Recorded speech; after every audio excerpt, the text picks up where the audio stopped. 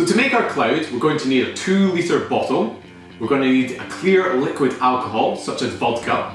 We're going to need a bicycle pump, and we're going to need to connect it to a rubber stopper to make sure the air does not escape.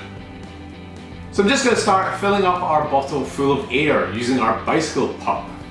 In the bottom of the bottle, I've placed our alcohol, and I'm being careful to make sure that none of the air is escaping. Because what we're wanting is to have as high a pressure as possible inside the bottle. And then once we've got the highest pressure, all we need to do is to release it in one go, and then we should get our cloud. A bit like this. So there you go, there's our cloud in a bottle. So why does this happen? Well, as we increase the pressure inside the bottle, we're also increasing the temperature, and that evaporates the liquid alcohol into a gas. But when we release that pressure in one go, we also cool down the temperature in the bottle, and that turns the gas back into liquid droplets, and that forms our cloud.